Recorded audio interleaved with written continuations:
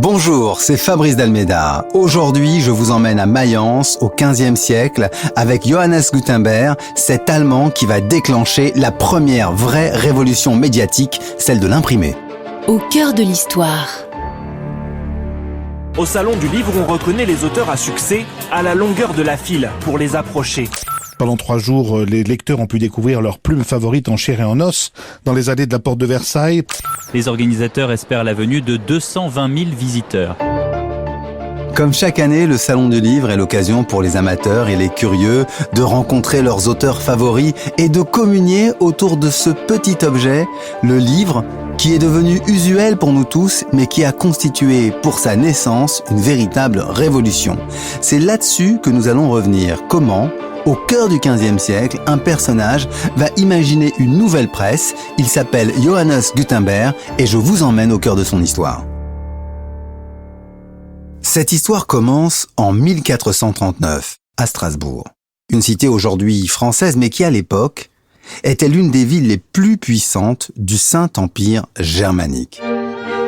Ce matin-là, le conseil de ville doit statuer sur une affaire qui peut paraître banale. Un contentieux de droit des affaires qui oppose les deux frères Dritzen, Jörg et Klaus, à un certain Johannes Gutenberg. A priori, le conflit serait une simple histoire de succession au sein d'une entreprise. Regardons de plus près l'objet de la discorde. 2 ans plus tôt, Andreas Dritzen, le frère des plaignants, Jörg et Klaus, s'est associé avec Johannes Gutenberg au sein d'une affaire. La nature même de cette entreprise est un peu floue. Il s'agissait, selon les pièces, d'une affaire de polissage de pierres précieuses, d'orfèvrerie, des ouvrages assez communs pour l'époque. Seulement, un fléau est survenu, la peste. Elle ravage l'Europe de cette époque et Andreas a été emporté, comme des milliers d'autres habitants de sa ville, par cette maladie.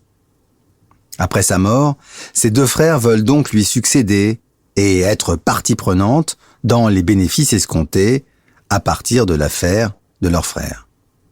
Il y a même d'ailleurs une clause d'association qui prévoit dans le contrat entre Gutenberg et les Dritzen une indemnité aux descendants.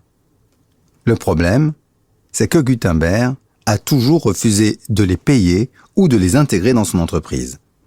Et c'est pour cela que l'affaire est arrivée devant le conseil de Strasbourg.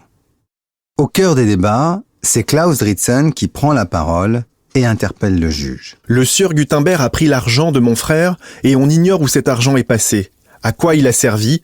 Cet homme est un escroc. Gutenberg tente alors de se défendre en rappelant que l'objet de la séance est de déterminer si oui ou non les 2 frères peuvent succéder aux frères défunts dans l'entreprise. Le juge cherche à comprendre la démarche des plaignants et pose une question essentielle. Pourquoi vouloir à tout prix intégrer une société dont le fondateur est un soi-disant escroc ? Le magistrat sent bien que les principaux protagonistes ne disent pas toute la vérité. Bientôt, à la barre, plusieurs témoins se succèdent, notamment un certain Laurence Beildeck. C'est un ouvrier qui travaille avec Gutenberg depuis des années. Il raconte que son patron possédait une presse, c'est-à-dire un dispositif destiné à imprimer des textes, ce qui était assez banal pour l'époque. Dans les années 1440, quelques textes étaient imprimés avec des caractères en bois. Mais voici comment l'ouvrier poursuit son témoignage. Il raconte quel fut son étonnement lorsqu'à la mort d'Andreas Dritzen, son maître, Johannes Gutenberg, l'envoie chez le défunt qui gardait cette fameuse presse à son domicile. Laurence Beildeck raconte devant la cour les recommandations très précises que lui avait alors donné Gutenberg. Je ne devais montrer cette presse à absolument personne. Je devais faire en sorte d'ouvrir la presse avec des petites vis pour que les pièces tombent séparément. Comme cela, personne ne pourrait savoir à quoi servait cette machine. Après qu'il ait donné son témoignage, la séance se poursuit. Un autre témoin prend la parole. Il décrit l'atelier de Gutenberg. Il parle de petits objets métalliques, de formes, d'un métal aussi, le plomb. Pendant tout le procès, le mot imprimerie n'est jamais prononcé. Ces objets métalliques, en quoi consistent-ils ? Serait-ce des caractères typographiques ? Gutenberg serait-il sur le point d'aboutir dans ses recherches ? S'agit-il tout simplement d'une imprimerie en cours de création qui aurait attiré les convoitises des frères Dritzen. Ce qui est sûr, c'est que les différents protagonistes de l'affaire se montrent à chaque fois très vagues dès lors qu'il s'agit de préciser la nature de l'activité pour laquelle ils sont en désaccord. Si la presse de Gutenberg ressemblait à celle qui existait dans le Saint-Empire romain germanique à l'époque, pourquoi serait-elle l'objet de tant de mystères, de tant de convoitises ? Après délibération, officiellement, le procès prend fin. Les frères Dritzen sont déboutés. Gutenberg n'est pas tenu de les intégrer dans son entreprise, mais officieusement, l'enseignement de ce procès, c'est que le secret des recherches menées sur la presse de Gutenberg tient au cœur de nombreuses personnes. Voilà pourquoi tout le monde a tenté de dissimuler le dispositif. Voilà pourquoi, en 1439, nous savons, nous historiens, que Gutenberg est sur le point de réaliser son incroyable découverte. Mais qu'en est-il vraiment ? Cet homme dont le nom est si lié à l'histoire de l'imprimerie, que sait-on de ses motivations, de ses ambitions ? Personnage inventif, habile en affaires, l'inventeur a laissé de nombreuses traces dans les archives judiciaires qui témoignent en cette fin troublée du Moyen-Âge des tourments et des difficultés rencontrées pour mettre au point son objet, son projet. Mais pour les historiens, comme le dit son biographe Guy Bechtel, Gutenberg est un problème. Il a laissé beaucoup de traces mais très éparses. On ne sait presque rien de lui.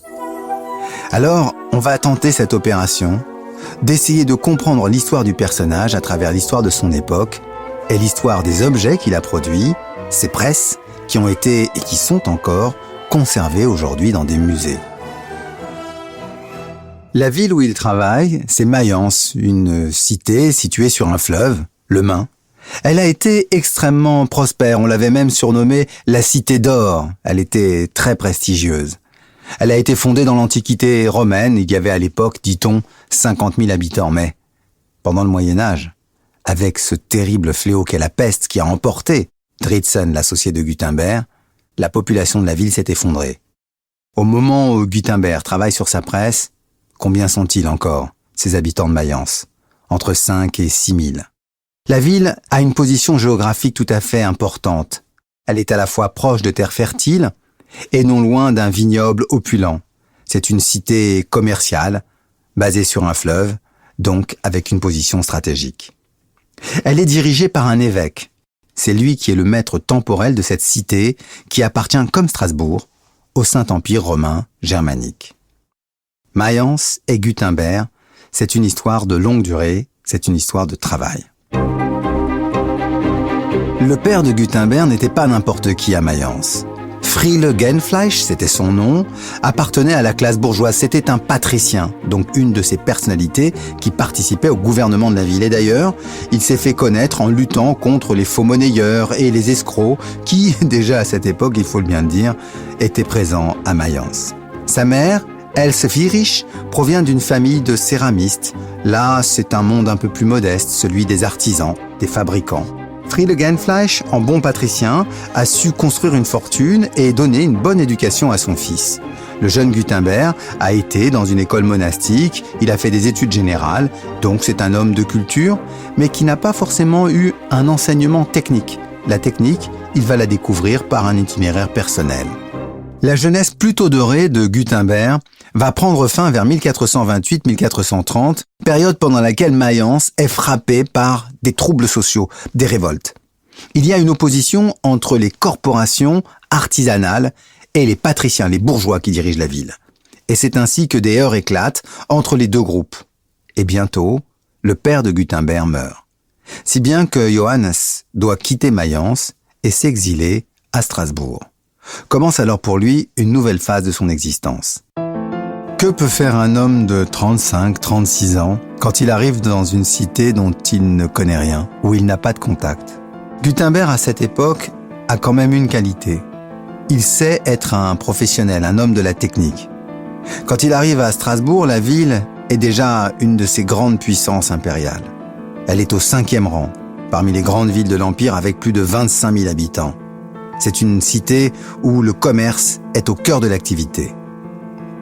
À Strasbourg, Gutenberg, au début, est évidemment seul et donc désœuvré. Il devait en principe toucher une rente versée par sa ville natale, par Mayence, durant son exil. Mais les mois passent, Les années passent et il ne reçoit rien. Il est obligé de travailler de ses mains pour subvenir à ses besoins. On suppose que c'est à ce moment-là qu'il est devenu plus ou moins spécialiste en matière d'orfèvrerie. Ce n'est pas lui-même un tailleur de pierre, mais il va conseiller différents commerçants et différents artisans pour leur permettre d'accroître leur rentabilité et d'améliorer leur technique de travail. On dirait aujourd'hui qu'il est un coach en orfèvrerie et en matière de business et d'artisanat. Alors que l'Europe se dépeuple, cette période est extrêmement vivace en termes de création intellectuelle. Déjà, au début du XVe siècle, il est possible d'imprimer des textes ou des tissus à partir de presses. En général, c'est une technique d'impression avec gravure sur pierre ou gravure sur bois d'un seul tenant. La xylographie, la gravure sur bois, est extrêmement répandue. Elle n'est pas chère et on imprime d'un bloc, c'est ce qu'on appelle une impression tabellaire, la table si on préfère. Personne n'a encore imaginé un mécanisme qui permette de multiplier ces impressions à l'infini. Au même moment, il faut se souvenir que la chrétienté traverse une crise particulière. Il y a, à cette époque, 2 papes. Un pape en général qui se tient à Rome, et un autre qui s'est tenu dans le Saint-Empire ou qui s'est tenu en France même. C'est l'époque des papes et des antipapes. L'écrit prend donc un rôle tout à fait crucial. C'est le moyen d'éduquer ces élites moins nombreuses, mais où chaque individu devient de plus en plus précieux. L'Église essaye de garder son monopole sur l'écrit, si bien que ce sont dans les grands monastères que sont recopiés ces livres que nous regardons aujourd'hui avec tant d'admiration et qui ont parfois fait l'objet de décorations avec des images peintes d'une manière si extraordinaire. Il y a donc des moines dont la fonction consiste à copier un livre. On appelle cela des moines copistes. C'est à eux que l'on doit la plupart des manuscrits qui sont encore dans nos bibliothèques aujourd'hui et qui nous racontent le Moyen-Âge, qui sont nos sources essentielles. Donc, le texte n'est pas un imprimé à l'époque. Le livre n'est pas imprimé. Le livre est manuscrit et on recopie parfois à plusieurs centaines des exemplaires. Mais pour copier un livre, cela demande un temps infini. Parfois, il faut jusqu'à 3 ans pour obtenir qu'un texte soit entièrement recopié. C'est donc un travail extrêmement pénible, précis, méticuleux, qui demande toute l'attention de la personne. Écoutez comment le décrit un moine de l'abbaye de Saint-Aignan près d'Orléans. « Faites attention à vos doigts, ne les posez pas sur mon écriture. Vous ne savez pas ce que c'est que d'écrire. C'est une corvée écrasante. Elle vous courbe le dos, vous obscurcit les yeux, vous brise l'estomac et les côtes. Prie donc, ô mon frère, toi qui lis ce livre, prie pour le pauvre Raoul serviteur de Dieu, qui l'a transcrit tout entier de sa main dans le cloître de Saint-Aignan. » Si bien que, pour se soulager, les moines se partagent le travail. Il peut y avoir jusqu'à 12 techniciens qui vont travailler sur un livre, avec un peintre pour les initiales, un décorateur, un scribe qui va en copier précisément le texte, un assembleur qui va le regrouper, un brocheur, un relieur, un miniaturiste. Le livre, c'est une œuvre d'art et c'est une œuvre collective. Évidemment, le livre est un outil de savoir. Et donc tous les religieux, que ce soit ceux de la hiérarchie des évêques ou des universités, veulent en contrôler la circulation. Les uns le censurent, les autres le limitent et le pourchassent. Dans tous les cas, aucun écrit et aucun livre ne peut échapper à la vigilance des ecclésiastiques. Revenons maintenant à Strasbourg en 1439. Nous l'avons dit, Gutenberg vend son affaire. Il a décidé de quitter la ville après le procès. Sans doute parce qu'il sait que quelques personnalités devinent, derrière le conflit avec les frères Dritzen, l'existence d'une invention plus fondamentale. Peut-être une nouvelle manière d'imprimer. Mais cette découverte n'est pas encore au point. Gutenberg va donc essayer une nouvelle opération. Il décide de trouver de l'argent pour investir dans des miroirs miraculeux. Ce serait en quelque sorte un business divin. Essayer de trouver des miroirs qui puissent être emportés par les pèlerins pour un pèlerinage qui a lieu tous les ans à Aix-la-Chapelle. À chaque édition, des milliers de pèlerins viennent admirer une relique particulièrement sainte. Il s'agit de la robe de la Vierge Marie et des bouts de l'ange de l'enfant Jésus. Donc la foule est agglutinée, si bien que, pour mieux voir, on utilise parfois des miroirs. Car la foule est telle qu'il arrive que des personnes se fassent écraser, piétiner. Oui, il y a déjà eu des morts lors du pèlerinage d'Aix-la-Chapelle. Gutenberg, donc, voit dans ce pèlerinage, avec ses petits miroirs, une manne financière. Il faut trouver un miroir qui puisse refléter d'autant mieux et qui puisse éventuellement capter la lumière divine qui émane des reliques. Il va donc emprunter de l'argent, réaliser son investissement et même obtenir des bénéfices, alors que, en 1439, le pèlerinage n'a pas eu lieu, il a été repoussé. Les miroirs ont donc permis à Gutenberg de gagner un nouvel argent qui lui a permis de repartir vers sa ville d'origine, en l'occurrence Mayence. Car les historiens sont tous d'accord là-dessus. C'est bien en 1439 qu'il revient à Mayence et qu'il se remet à travailler sur sa mystérieuse invention. À Mayence, Gutenberg retrouve une place relativement importante. D'abord, il n'est pas démuni financièrement. À preuve, en 1431, un de ses amis, l'écuyer Johann Karl, lui demande de se porter caution pour un emprunt. Il a donc suffisamment d'argent pour cela. Mais surtout, on voit qu'il ne chôme pas. Il travaille ardemment à la mise au point de sa presse. En 1450 d'ailleurs, il va se livrer à une première tentative. Imprimer la grammaire latine de Donat, un linguiste latin du IVe siècle après Jésus-Christ. C'est un texte petit mais qui demande beaucoup de méticulosité. La base du travail est effectuée à la main. Il doit composer chaque ligne du texte, mais la composer un à un avec des caractères indépendants et en inversant la ligne par rapport au modèle imprimé. C'est encore la même technique du miroir qui est employée pour composer les textes, on l'a compris. Et donc, un à un, il a composé sa page. Il peut alors prendre des pelotes en crin de cheval et les frotter avec cette encre, souvent renforcée avec de l'amidon pour lui donner un peu plus d'épaisseur, enduire la page et seulement alors poser dessus une grande feuille de papier qui a été préalablement humidifiée. Et enfin, avec une planche de bois, on vient comprimer le papier sur les caractères. Ces manuels de grammaire latine sont donc publiés en même temps que d'autres textes religieux, des indulgences pontificales. Pour effectuer toutes ces découvertes et parvenir à mettre au point véritablement son outil d'imprimerie, Gutenberg n'a cessé au long des années de demander de l'argent, de trouver des sources d'emprunt afin de parvenir à mettre au point l'outil technique. L'un des principaux créanciers de Gutenberg se nomme Johann Fust. Fust est un marchand prospère qui, évidemment, comme beaucoup, se livre un peu à des activités bancaires. Fust lui a d'abord prêté 80 livres, puis 800 florins. Et après 1452, il en redemandera à nouveau. Ce sont donc des sommes très importantes qui ont financé l'imprimerie de Gutenberg. Jusqu'à une date, le 23 février 1455. C'est vraiment une étape capitale dans l'œuvre de Gutenberg.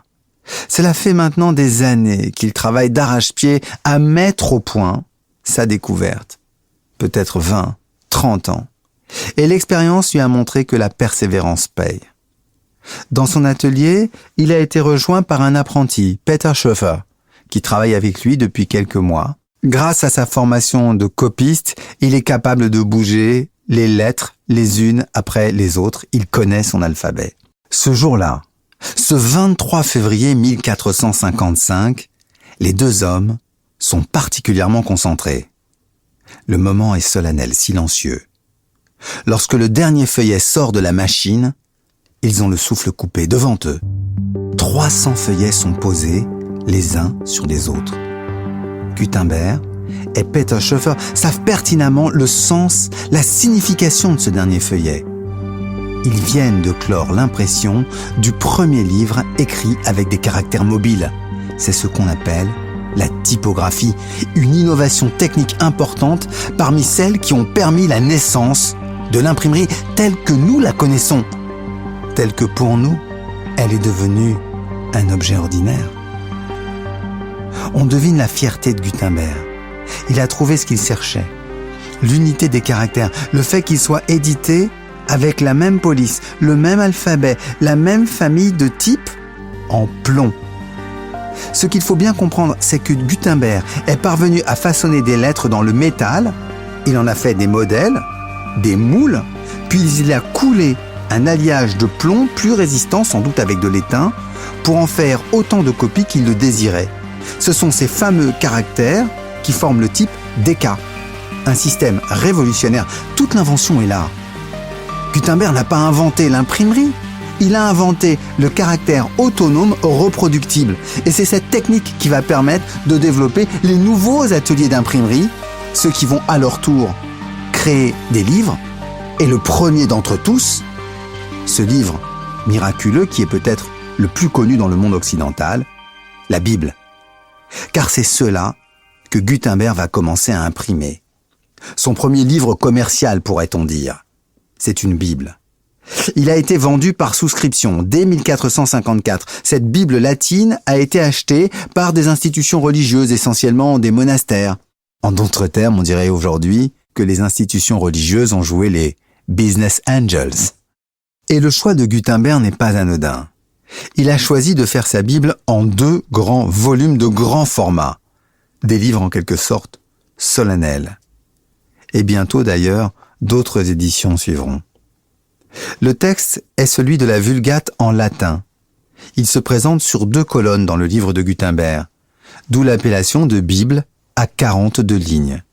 Il est divisé en chapitres. Le caractère employé ressemble à celui des livres liturgiques, très pratique pour la lecture publique. On pourrait presque y lire à 1 mètre de distance, tant les lettres sont imprimées larges. Le papier utilisé, c'est du parchemin et du velin. Des espaces blancs d'ailleurs ont été laissés pour que de plus grandes lettres, des lettrines, soient enluminées à la main. Son aspect ressemble à s'y méprendre à un manuscrit. On voit qu'on est encore au balbutiement de cette technique. Il va imprimer en 8 mois à peu près 180 exemplaires. 49 complets ou en partie ont été conservés jusqu'à nos jours dans les bibliothèques. Il en existe 3 à la Bibliothèque nationale de France, dont 1 sur velin et 1 à la Bibliothèque Mazarine sur papier.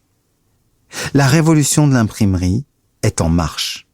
Elle ne fait qu'au commencer, mais pourtant, déjà, c'est tout un changement dans le monde du savoir qui va se dérouler. Écoutez ces propos qui auraient été prononcés par Gutenberg au moment où il a terminé l'impression de sa Bible. Dieu souffre parce qu'une grande multitude ne peut être atteinte par la parole sacrée. La vérité est captive dans un petit nombre de manuscrits qui renferment des trésors. Brisons le sceau qui les lie, donnons des ailes à la vérité. Qu'ils ne soient plus manuscrits à grands frais, par des mains qui se fatiguent, mais qu'ils volent, multipliés par une machine infatigable, et qu'ils atteignent tous les hommes. Gutenberg avait compris qu'avec l'impression, le statut du texte sacré pouvait changer. D'une certaine manière, il savait qu'il allait permettre à des millions de chrétiens de lire la Bible alors que jusqu'à présent, la plupart d'entre eux ne connaissaient le texte que soit par des lectures à voix haute qui étaient faites par les prêtres, les ecclésiastiques, soit pour en avoir entendu ou touché des extraits. Il était très rare de pouvoir se permettre de lire complètement le texte de la Bible. Et on comprend que cette idée-là de l'imprimerie va à son tour avoir des effets sur la liturgie et sur la conception même de la parole religieuse. En imprimant la Bible, Gutenberg a créé la possibilité de désacraliser ce texte et d'en faire une lecture analytique, une lecture critique. Derrière l'histoire de la naissance de l'imprimerie se cache la transformation et la révolution spirituelle qui va déboucher moins d'un demi-siècle plus tard sur la réforme luthérienne et plus tard encore la réforme calviniste. L'imprimé va révolutionner les esprits. En novembre 1455, pourtant, Gutenberg connaît une révolution. Il doit abandonner son matériel d'imprimerie à Johann Fust, son créancier.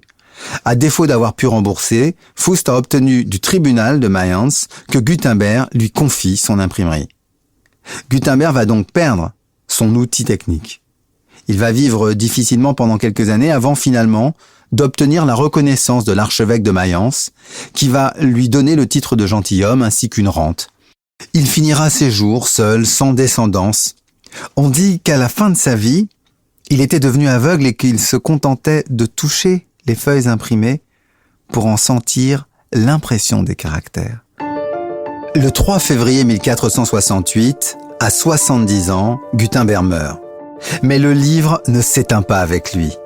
Dès la fin du XVe siècle, environ 12 millions en ont déjà été imprimés. Et des imprimeries ont essaimé dans toutes les villes du monde. À partir de cette date, une véritable révolution de l'imprimé s'est développée. Il y aura les livres, puis il y aura les publications annuelles, les almanachs, et puis les publications hebdomadaires, et puis les quotidiens, ces journaux qui vont composer cette presse qui existe encore de nos jours, ainsi que ces nombreux ouvrages que vous pouvez retrouver, comme chaque année, au Salon du Livre avec leurs auteurs. Et cette presse, qui aussi, il faut bien le dire, alimente les autres médias, ceux de la révolution de la radio, la nôtre, ceux de la révolution de la télévision ou de la révolution numérique.